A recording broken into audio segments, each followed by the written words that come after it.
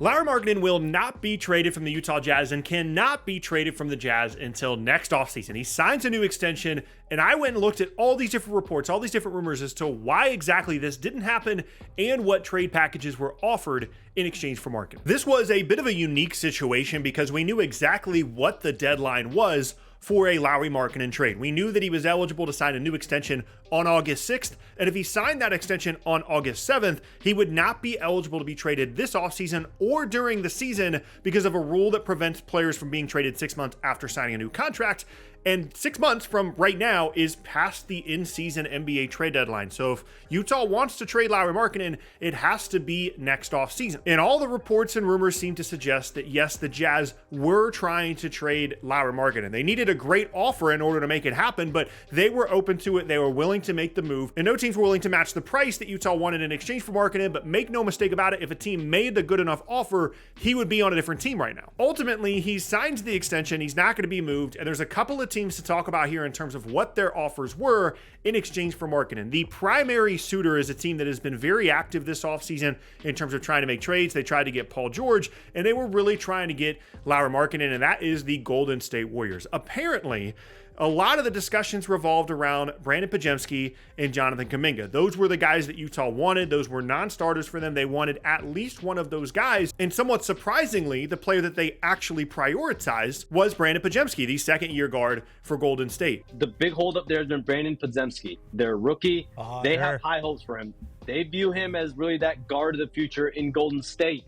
And they have been unwilling as of right now and as of really in any deal right now to put him in that deal. The Warriors, on the other hand, wanted to actually keep both of those guys. I was under the assumption that if they were trying to trade for Markkanen, one of those guys was going to have to be in the deal. Ultimately, Golden State said, no, we don't want either of those guys in the trade. We really value each of these players, even with Kuminga needing a new deal, even with them obviously trying to go out and get big targets this offseason like Paul George and Lauri Markkanen to surround Steph with more star talent. They were going to try and do it by keeping Podziemski and Kuminga. The offer for Golden State was reportedly Moses Moody, some first, some pick swaps, and some second-round picks. The Warriors have pursued Lauri Markkanen heavily the last few weeks. They've made the most aggressive offer. Moses Moody, other salaries, multiple first-round picks, multiple second-round picks, multiple pick swaps. Now, we don't know the exact number of firsts. We don't know the exact number of pick swaps, but given that Podziemski and Kuminga weren't in the deal, it was probably going to be a significant amount. And if you're Utah, there was certainly a case to be made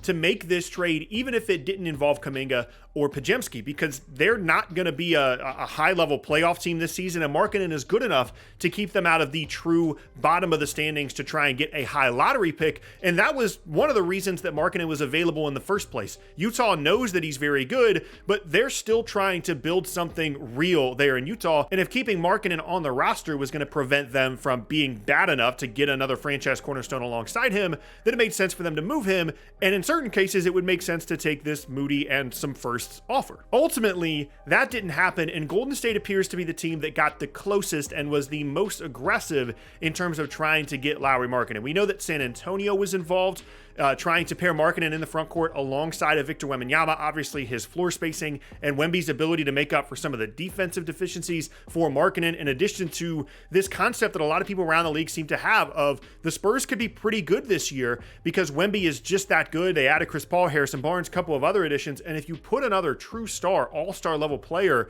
all-NBA caliber player at times in Lauri Markkanen in the front court alongside Wemby, that could push them into like real playoff contention this season. Ultimately, they had some discussions around the draft, but nothing really materialized. And the other team that I mentioned here is Sacramento.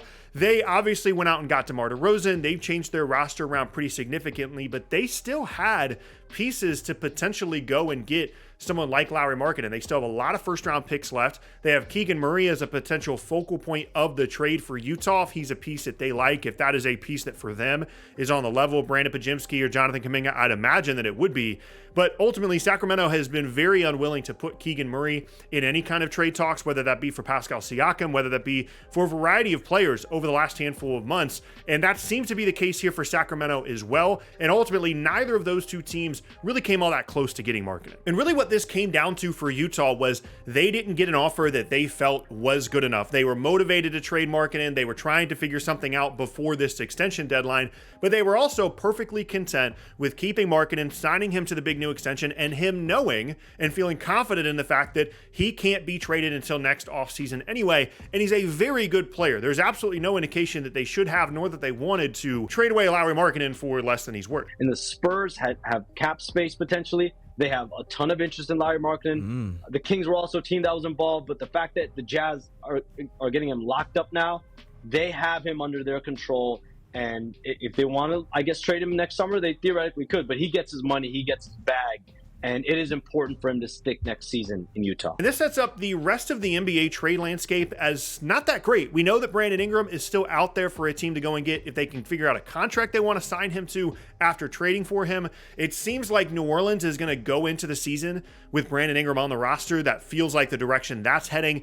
Zach LaVine is still available in Chicago, but they are unwilling to this point to attach anything else to him to get rid of that contract. And I don't think there's a team out there right now, at least, that is desperate enough to add someone like Zach LaVine. Anthony Simons in Portland is still a name to keep an eye on as well because of his youth, because of the fact they're trying to break up that backcourt logjam they have a little bit there in Portland. He's an interesting name to keep an eye on, as is Jeremy Grant. We've gotten a little bit of buzz recently about him potentially being connected to a team like the Lakers, but that feels a little bit on the Zach LaVine level of desperation, where teams really going to need to be motivated to bring in someone like Jeremy Grant, and those teams just aren't out there right now. And then the guy to always keep an eye on as well is Kyle Kuzma in Washington. It's unlikely he is a long-term piece for them. They were dumping pieces this offseason like Denny Advida because they clearly want to be really bad this year, and he's always going to be a guy to keep an eye on. But Markkanen was always the big piece. He was always the biggest trade piece out there, and he is not eligible to be traded for another year. In time will tell whether this was a good decision on Utah's part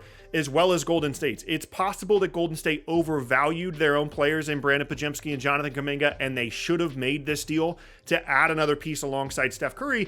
But it's also possible that it makes sense for them to wait, that Markkanen wasn't as much of a needle mover as someone like potentially Paul George. And given the aging core there in Golden State, protecting the future assets that they do still have remaining feels like a good and an important decision for them. And for Utah, on the other hand, this could end up being a great thing for them. A year from now, maybe they get good lottery luck or some of their other younger guys develop and they're looking like a potential playoff team. And they still have the option to trade Markkanen a year from now as well. He's still going to have value. It's not like just because he's signed a new contract that he's suddenly going to be a negative asset to these teams. You can still trade him down the road if you would like to. You just can't do it at the trade deadline, which feels a little bit restrictive within this upcoming season. But on the other hand, this could actually turn out to be a bad decision for Utah. Maybe this was peak value for Lauri Markkanen. Maybe asking for more from Golden State turns out to be a mistake, and a year from now, 2 years from now, you aren't able to get as much, and or Markkanen's good enough to keep you out of the better lottery odds, and then you don't end up with a key franchise piece as a result. Lots of moving parts here, but time will tell whether this ends up being a good decision for Golden State or Utah.